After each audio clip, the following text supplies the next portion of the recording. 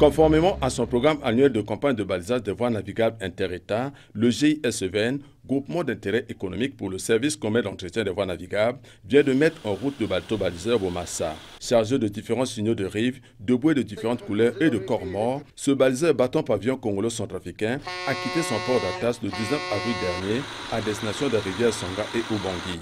Ceci dans le cadre de la campagne de balisage de basse et moyenne eau. Au moment où le niveau d'eau commence à remonter dans ces rivières, cette campagne permettrait de découvrir les nouveaux signaux de navigation et à les matérialiser soit en posant des signaux de rive, soit par le mouillage de bouées. Tout ceci dans le but de permettre aux bateaux de naviguer en toute sécurité après de nombreux mois d'arrêt de la navigation à cause de l'étiage. Maintenant que l'eau est en train de monter, nous allons pour le balisage des basses eaux, pour la reprise de la navigation. Il fallait que le baliseur passe pour mettre les signaux en place afin de garantir la navigation, pour demander maintenant aux armateurs que bon, le baliseur est déjà passé, donc tout peut être s'assurer de se lancer maintenant à l'exploitation commerciale.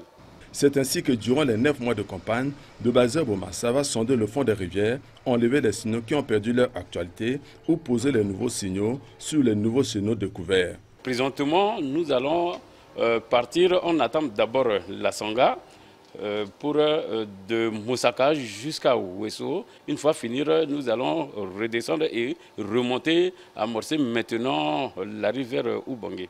9 mois de pause de signaux ou de retrait de ceux-ci est un travail de dur labeur. Malheureusement, les signaux ainsi placés sont le plus souvent arrachés par les inciviques nautiques.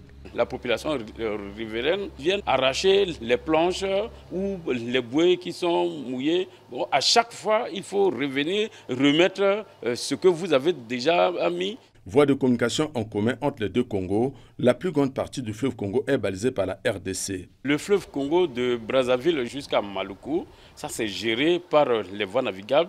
Nous avons aussi d'autres tronçons en aval de Makoti Poko, de kilomètre 340 au kilomètre 360. Et nous intervenons aussi de 452 aval de Mosaka jusqu'au kilomètre 530 au niveau de Kassa. Entre-temps, la rive gauche est gérée par la régie des voies fluviales, donc, qui est de RDC. S'il faut tenir au balisage de RVF, aucun bateau ne pouvait arriver du côté RC, car leur balisage se base beaucoup plus du côté RDC. Bien que le niveau d'eau commence à remonter au niveau de ces deux rivières, au régime différent de celui du fleuve Congo, oblige les navigateurs de toujours se rapprocher du GISEVN pour obtenir gratuitement les avis aux navigateurs avant tout chargement de convoi.